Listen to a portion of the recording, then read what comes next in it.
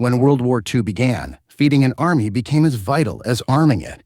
Millions of soldiers fought across deserts, jungles, and frozen forests, and every one of them needed calories to keep going.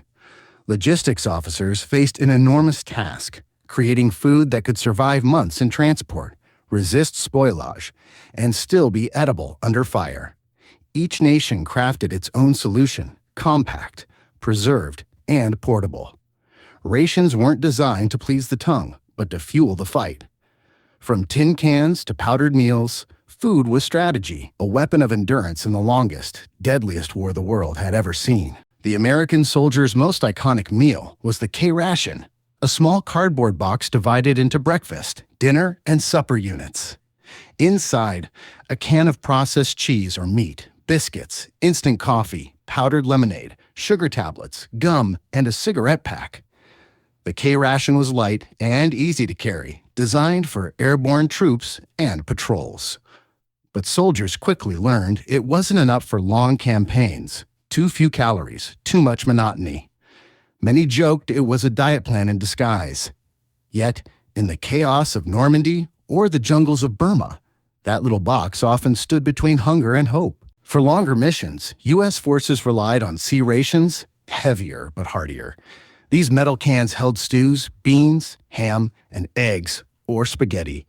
They came with powdered coffee, sugar, toilet paper, and matches. Soldiers heated them with tiny fuel tablets or over Jeep engines. The flavor? Usually bland, sometimes awful, always metallic. But when you'd march 30 miles in the rain, even lukewarm canned beans felt like comfort food. It wasn't home cooking, but it reminded men that home still existed somewhere beyond the smoke. Around campfires, they joked about gourmet sea rats, turning misery into laughter.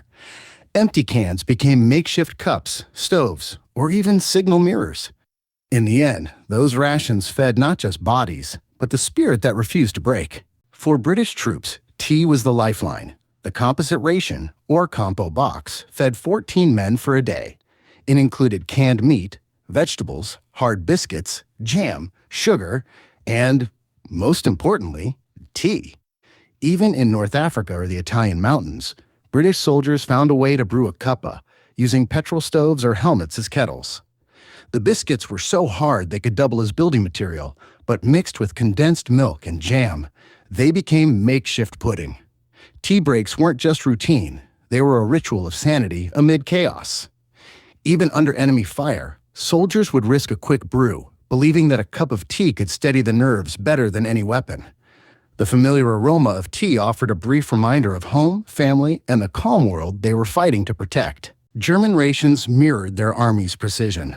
Soldiers received canned sausages, rye bread, cheese, butter, and coffee substitute made from roasted barley. The goulash cannon was their mobile field kitchen, capable of feeding entire units with steaming stews. But as the war stretched on, supply chains crumbled. Soldiers scavenged for food, traded with locals, and lived off the land. Despite shortages, German rations remained organized, every item labeled, weighed, and rationed to the gram. Efficiency kept them going long after resources ran thin. In colder regions, warm soup from the field kitchen became a rare comfort that boosted morale. Even amid retreat, the discipline of mealtime reflected the order the German army tried desperately to maintain. On the Eastern Front, Soviet troops faced hunger as fierce as the enemy. Standard rations included black bread, dried fish, and thin cabbage soup, barely enough to sustain them through bitter winters. Supplies often froze before reaching the front. Soldiers melted snow for tea and roasted potatoes over fires made from broken rifles. Yet, in those trenches, a shared crust of bread carried deep meaning, a symbol of resilience. For many Red Army soldiers, eating wasn't routine, it was survival, one spoonful at a time. When supply trains failed to arrive, they scavenged from abandoned villages or hunted whatever they could find. Hunger forged unbreakable camaraderie, the bond of soldiers who fought not just for victory, but for their next meal. Japanese soldiers carried rice, the heart of every meal. Early in the war, they had dried fish, soy sauce, and pickled plums. But as Japan's empire expanded, supply lines collapsed. On distant Pacific islands, troops lived on coconuts, captured Allied food, or whatever they could hunt. Many boiled grass or roots to survive. Yet discipline remained absolute. Wasting rice was considered dishonorable.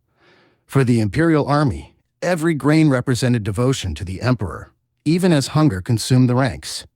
Some soldiers even carried small wooden rice boxes from home as lucky charms, a reminder of family and duty. In the final years, starvation became so severe that entire units weakened before they ever reached battle. Where official rations failed, creativity stepped in. Soldiers traded, bartered, and improvised. Americans mixed Spam, crackers, and instant coffee into foxhole stew. British troops swapped chocolate for cigarettes. Germans traded coffee substitute with villagers. On every front, food became currency and comfort, a moment of humanity amidst destruction. When soldiers shared a meal, even across enemy lines, war briefly faded. The universal hunger united them more than politics ever could. Stories spread of brief truces sparked by shared bread or a cup of tea in no man's land. In those fleeting exchanges, enemies became men again, hungry, tired, and human.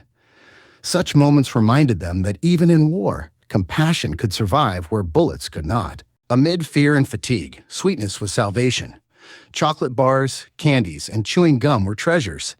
The U.S. issued Hershey bars, Britain sent boiled sweets, Germans had honey or fruit jam. These small treats were morale boosters, reminders of families waiting far away. Many soldiers kept a single chocolate bar for weeks, saving it for the darkest days. In the middle of battlefields, a bite of sugar could melt away war, if only for a moment. Some men even shared their last piece of chocolate with wounded comrades, a silent gesture of comfort. For others, the familiar taste brought back memories of childhood kitchens and peaceful streets. In a world consumed by destruction, sweetness became a symbol of hope that life and joy would return. When the war finally ended in 1945, the legacy of military food lived on. Canned goods, powdered milk, instant coffee, all found their way into civilian life.